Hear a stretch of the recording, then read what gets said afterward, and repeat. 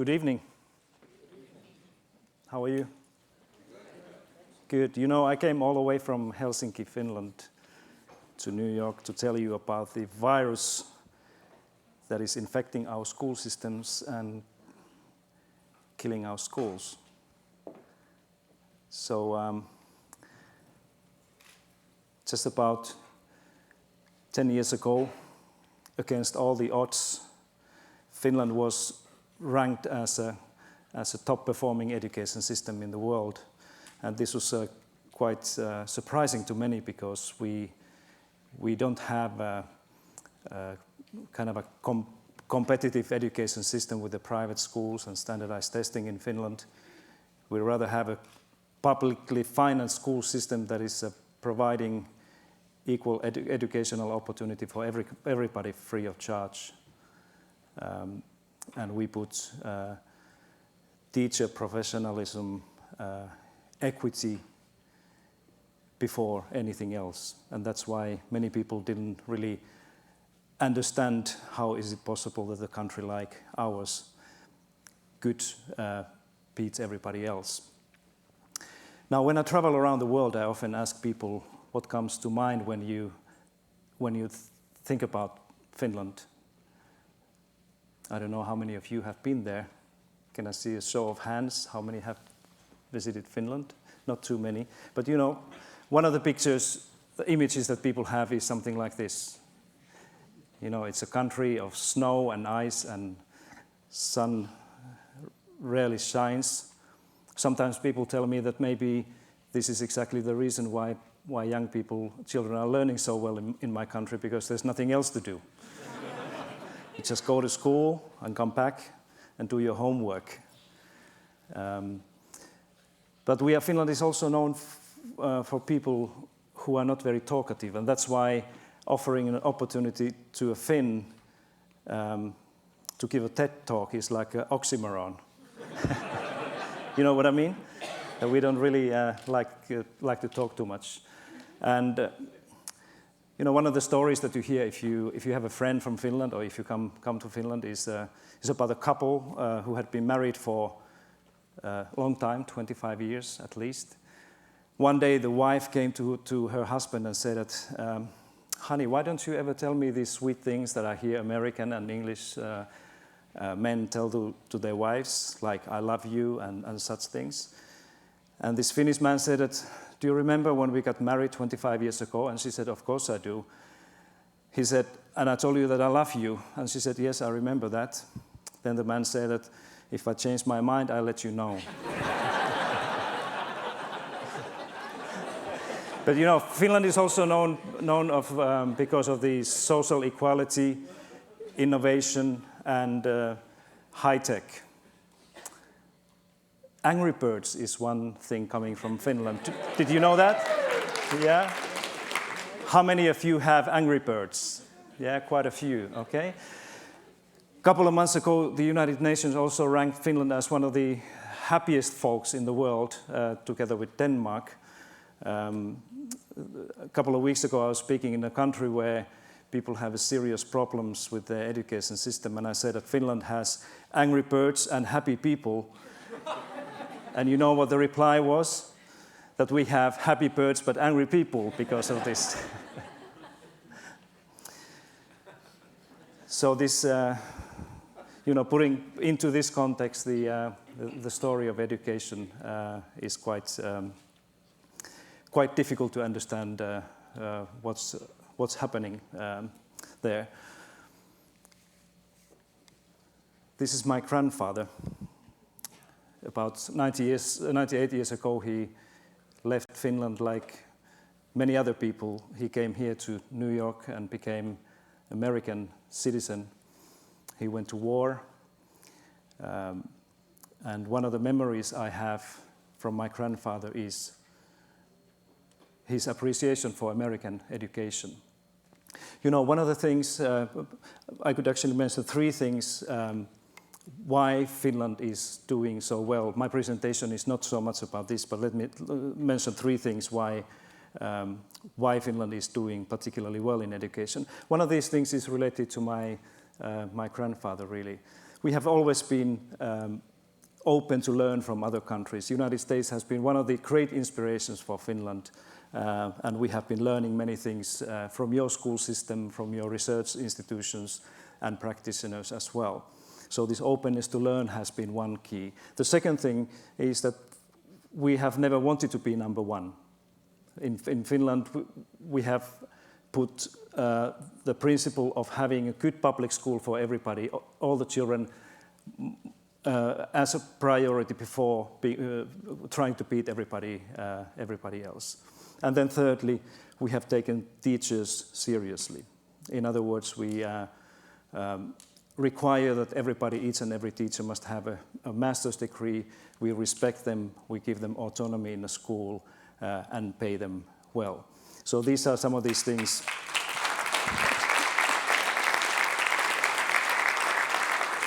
Some of these things are simple things that we have been doing. But now when I look around the world, and I have a privilege of traveling in the different countries, including the United States, I see quite different things happening in our school systems, unlike those in Finland. That's why when I compare what's happening in one country to another, I find first of all that education systems are very similar around the world. They all look alike today. And also the reform ideas, the policies that are trying to improve the education systems are becoming very similar. That's why I call this movement a global educational reform movement. It's based on similar ideas, and it's like an infection. You know, if you take the first letters of the global educational reform movement, you get the word GERM. And that's why by germ I mean the virus that is traveling with the politicians, with the ministers and consultants from one country to another and making school systems feel bad, makes teachers leave their jobs and prevents children from learning things. One of the reasons for this germ, and it's kind of a global spread, is that things are happening so fast. I came here from the International Education Conference where the common slogan was that we have to move and we have to move fast. Okay? Now, I would like to make a little experiment with you about what can happen if you move too fast. Would you like to do that? Yeah? You know, I'm a school teacher, so I try to activate the audience. So this is what I would like to ask you to do. This is a very simple thing. Let me ask first, how many of you like mathematics? How many of you like mathematics in the school? Not too many, I understand. Okay, so what I ask you to do is to simply add up the numbers that you will see in the screen and shout them out, okay? So this is like think yourself like being watching your favorite football team playing, all right? You have to shout out loud, all right? I want to hear some noise here, okay? So the numbers will come here, just add the previous sum to the new number that is appearing. It's a very simple one. I normally do this with the primary school kids, so you can do it for sure. Okay, are you ready for this? Okay, 1, 2, 3. 2040.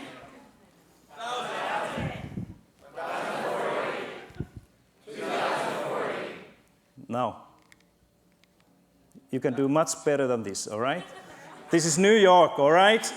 Give me some sound, all right? Now, come on. 2040. Louder. 2040.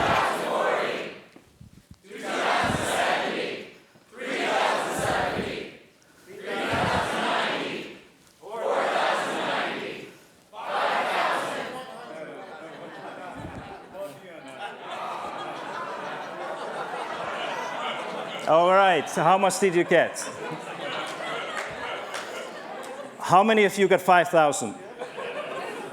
All right, good. Now, 3 other things that can happen when we reform our education systems, and you know that exactly the same thing happens. 3 of the symptoms that we can identify in the germ, just because of this thing, that you got it wrong. First of all is competition, that we have a idea that we can improve education systems by insisting that schools and teachers compete against one another, right? People believe that we can run school systems and individual schools by this idea of competition. Yeah? In a way, our schools, when they are competing, they are in a situation where two friends were when they went to a forest for hike. They came to an area where there was a sign warning them about wild bears. The other guy took his hiking boots off and put the running shoes on. And the fellow said that, but you cannot run faster than a bear. And he said that, I know, but I want to run faster than you. Yeah? This is exactly how the schools operate. The second thing is the increased, stronger accountability for teachers and schools for the students' performance, right? So if you compete, you have to be accountable for something. There's a choice and autonomy, but teachers and schools are held increasingly accountable for students' test scores. And often we are using standardized test data to do this. All right? In Finland, we understand, actually our definition for accountability is that accountability is something that is left when responsibility is taken away. Right? So, accountability is something that is left when responsibility is subtracted. So that's why in my country we speak much more about responsibility rather than accountability. And then the third symptom of global education reform movement is standardization of education. So we standardize everything, teaching and learning and performance of teachers and schools and so on. And that's why we end up in a narrowing curriculum and focusing on preparing teachers and people for the tests. So, you know, when we are following these three ideas of global educational reform movement, this is what is making school systems feeling bad and also making many teachers leave the school and preventing children from learning what we are expecting them to learn. Now, what is happening in the healthy school systems that have remained immune from this global educational reform movement? I argue that Finland is one of those school systems where we don't have these symptoms that I mentioned. And let me tell you about my niece here. She's now 26 years old. And I'm showing her picture because in Finland, to be a teacher is one of the most wanted profession. You remember Helen Fisher talking about the mate choice. In Finland, if you want to increase your probability of finding a partner in the mating market, you become a teacher. Everybody wants to marry a teacher, okay? And she called me 6-7 years ago and said that, Uncle, I have decided to become a primary school teacher. She was a straight A student in a high school. She was doing everything that good young person can do, playing piano and doing sports and all these things. And she wanted to go to primary school teacher education in my university.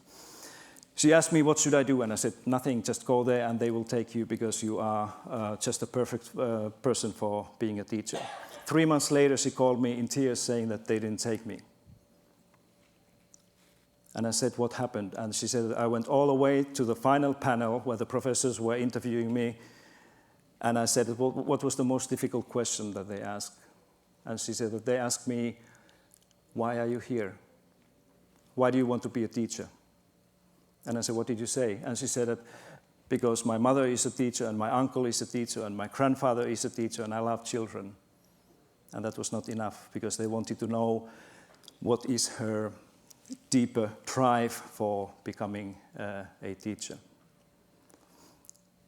So if you wonder what happened to her afterwards, she came back again next year. She was accepted and now graduated to be a primary school teacher. And she went to teach in a very difficult school with the special needs children. This is her first year of teaching. And this is what I called a hero teacher, somebody who wants to work with the children like this. So she's my niece. This is what happens in a standardized classroom. This is one of my favorite cartoons, if you look at this. You know, this is how Vera's classroom looks like. All these children are different, yeah? But if you have a standardized procedure to do things, you cannot really expect anything but a failure. How do you think this goldfish feels about the task of climbing the tree? Yeah. So this is a classroom where my niece is teaching now in Helsinki. You cannot standardize. Everybody in Finland understands that standardization is the worst enemy of creativity and innovation in school. So, what can we do to kill the germ or prevent our schools to be infected? I think we need to think about three things, really. The first one of them is that we have to reconsider the talent and how we can help our students and pupils to understand the meaning of imagination and the value of using their own minds for their own good. I have proposed that we should put the finding everybody's own talent as a first priority in the school and the task, the goal of the education system in the future. The more we standardize education in our schools, the less this is likely to happen. The second one is the time, that we have to rethink the meaning of time in schools. I often hear from ministers and educators that if only I had more time to teach mathematics, kids would learn that. Somebody said earlier today Einstein's definition for insanity, that you keep on doing the same things over and over again and expect different results. That's insane. Yeah? So it's not about how much time do we have or how much homework do we do, but what do we do with this time that we have with our children. And I think that Finland has been quite good with this. Thirdly, I think we have to rethink the role of technology. The wonderful presentations by Beth and others about what are we facing in the future are good signs of this. I think we are now already living the time where children have much more advanced technology in their pockets or bags than they have in their schools, and there's no way back. A couple of months ago, I saw a presentation in TED by Sherry Tuckle, when she was talking about how we are connected with this technology, but we are still remained alone. And I think she's right. We have to focus much more on helping people to be with one another, with the social contact, and trying to understand who they are, than trying to integrate the technology into schools.